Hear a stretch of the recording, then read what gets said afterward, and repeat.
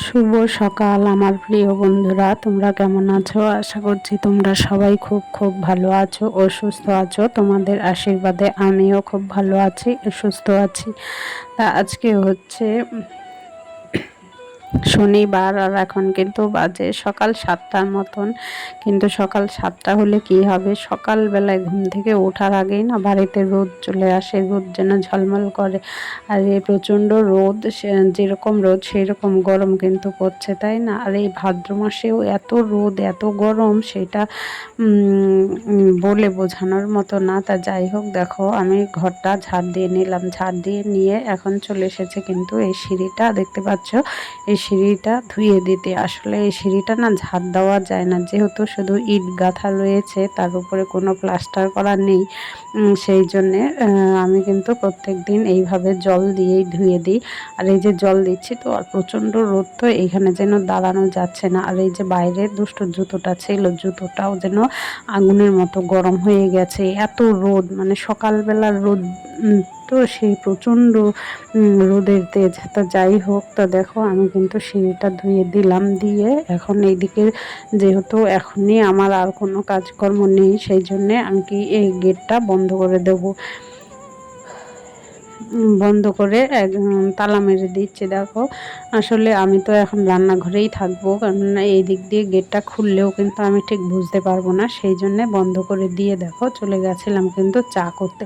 চা করে কিন্তু সকালবেলায় আমি চা নিয়ে এই যে এই ঘরে এসেছি। আর তোমরা কিন্তু দেখতে পাচ্ছ যে দুষ্টু কিন্তু ঘুম থেকে ওঠেনি। আর এই যে কাজু বিস্কুটগুলো দেখছো, এইগুলো কিন্তু হচ্ছে এই যে দুষ্টুর কাকু নিয়ে এসেছিল, তাই এই কাজু বিস্কুট দিয়ে এই ফ্যানের তলায় বসে চাটা খাচ্ছি। দুষ্টু তো ঘুমোচ্ছে, দেখতেই পাচ্ছ। আসলে ওর যেহেতু প্রত্যেক দিন স্কুল থাকে সকালবেলায়, সেই জন্যে ওকে আর আমি ডাকিনি যে ঘুমোচ্ছে, ঘুমোক। আর ওর তো শরীরটা খুব একটা বেশি ভালো নেই। আসলে এই গরমের মধ্যেও না কি করে যে টনসিল মতো ফুলেছে সেটাই বুঝতে পারলাম না। ডাক্তার বলল যে ঠান্ডা গরমে হয়েছে, তা ঠান্ডা তো পরেই নি, তাও কী করে হলো জানি না। তা যাই হোক, ওষুধ খাচ্ছে, সেরে হয়তো যাবে। তা যত তাড়াতাড়ি সেরে যায় ততই ভালো। আর বাচ্চাদের কিছু হলে মায়ের মন তখন কিন্তু অস্থির হয়ে থাকে, তাই না?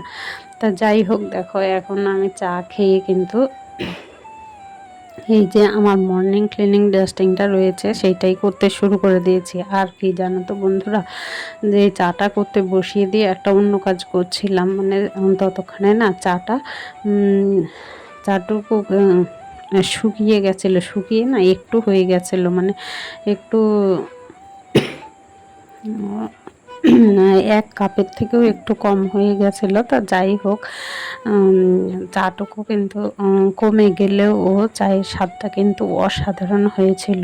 অল্প জিনিস খেতে বেশ ভালো লাগে আমাদের কাছে, কিন্তু তাই মনে হয়, তাই না? তোমাদের কাদের কাদের কাছে এইরকম মনে হয় গো, যে অল্প জিনিসের স্বাদ বেশি সুন্দর হয়? তো দেখো চা খেয়ে সকালবেলায় কিন্তু ভাবছিলাম যে সংসারের কাজকর্মগুলো একটু সময় একটু তাড়াতাড়ি করে নিয়ে একটু সময় করলে একটু নেল পালিশ পরবো। আসলে ঘরে বাইরের কাজের চাপে না সেই সমস্ত কিছু সব সময় হয়ে ওঠে না। তা আজকে ভাবলাম, আজকে যেহেতু দুষ্টুর স্কুল ছুটি, আজকে আর সেই রকম কোনো চাপের ব্যাপার নেই, বাইরের দিকে যাওয়ার কোনো ব্যাপার নেই, সেই জন্যে ভাবলাম সকাল সকালই বলতে পারো যে সকাল সকাল কাজকর্ম করে নিলে হয়তো পরে ফাঁকা হয়ে যাব, সেই তখন একটু নেল পালিশ করবো। কিন্তু সেই সময়টা হবে কি না জানি না।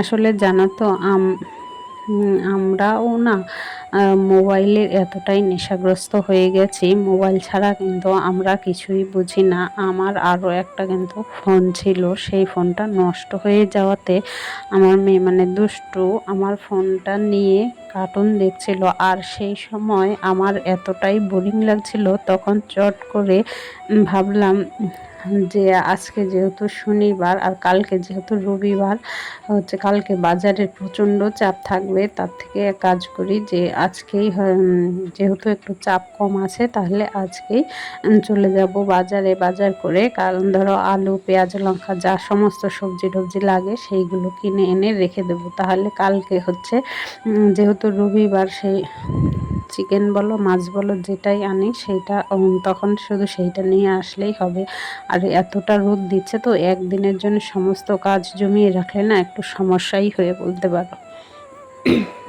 আর আমার ফোনটা ওই যে বললাম যে আমার আর একটা ফোন ছিল সেটা নষ্ট হয়ে গেছে, আর এই যে ফোনটা দেখছো এই যে ফোনটায় ধরো আমি ভিডিও করি সেই ফোনটার সুযোগ পেলেই কিন্তু দুষ্টু হাতে নেয়, নিয়ে কিন্তু কার্টুন খেলতে শুরু করে দেয়।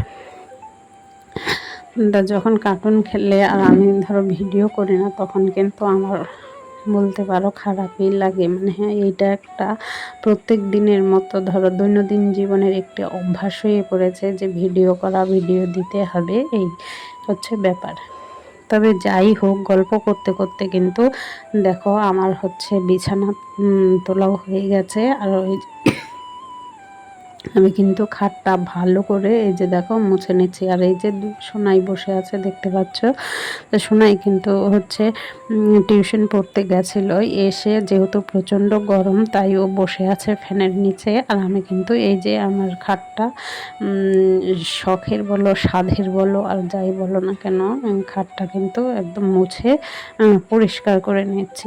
তা চলো খাটটা মুছে পরিষ্কার করে নিই, ততক্ষণ কিন্তু তোমরা ভিডিওটা দেখতে থাকো।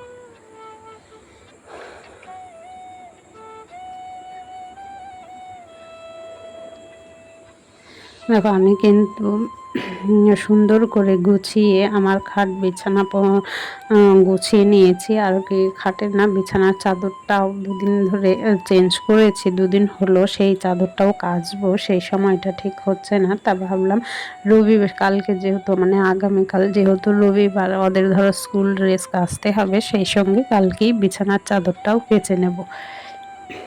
আজকে আর সময় হবে না, ওই যে আগেই বললাম যে আজকে যেহেতু একটু কাজের চাপ কম আছে সেই জন্যে আজকে বাজারটা করে রাখবো।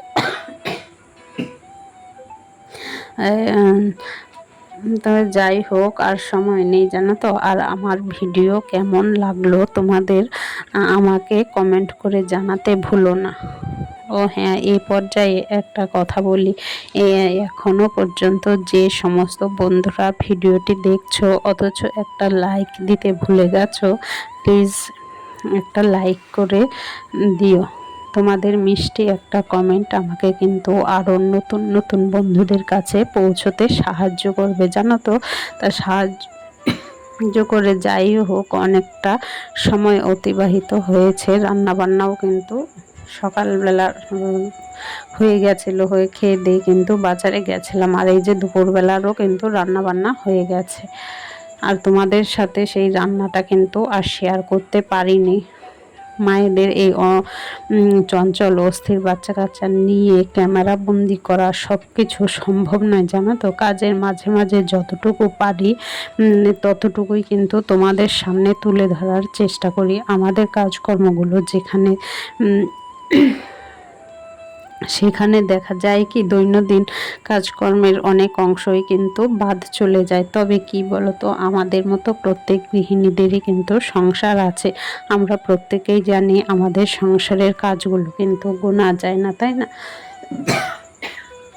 তাই দেখো রান্না বান্না করে এখন কিন্তু শেষ পর্যায়ে চলে এসেছি, কাজকর্ম করে শেষ পর্যায়ে চলে এসেছি। এই যে ঘরটা মুছছি আর আমার বেডরুমটা কিন্তু মুছে এসেছি, মানে ওই যে তরকারিটা ঝোল ফুটছিল আর ততক্ষণে কিন্তু আমি বেডরুমটা মুছে পরিষ্কার করে চলে এসেছি। আর যদি একদিন না মুছি না তখন কিন্তু ওই বালির জন্য পা ফেলতে পারি না, যেন পায়ের তলায় বালি পড়লে কীরকম হয় বলো। তো সেই জন্যে দেখো ওই বেডরুম পরিষ্কার করে তারপরে আসলাম রান্নাঘরটায়। ওই ঘরটা মুছলে এই ঘরটা না মুছলে তখন একটা বাজে ব্যাপার। তা দেখো যাই হোক রান্না বান্না হয়ে গেছে, খাওয়া দাওয়াও দেখো দুষ্টু কিন্তু ওই ঘরে ভাত নিয়ে গেছে নিয়ে গেছে, গিয়ে খাচ্ছে। ও টিভি দেখতে দেখতে খাবে, আমি আর যাইনি, আমি এই রান্নাঘরে বসেই খাচ্ছি। তা যাই হোক, আজকে আর সেরকম কিছু রান্না করিনি, গরমে এত রান্না বান্না করতেও ভালো লাগে না। তা যতটুকু না হলে না হয় সেইটুকুই করেছি, মাছের ঝোল আর ভাত। তা আজ চলো, আমি দেখো খেতেও বসে গেছি। তা আজকের মতো ভিডিওটা এই পর্যন্তই। ফিরে আসবো নতুন একটা সকালে নতুন একটা ভিডিও নিয়ে। ততক্ষণ কিন্তু তোমরা সবাই খুব খুব ভালো থেকো, সুস্থ থেকো। Tata, by.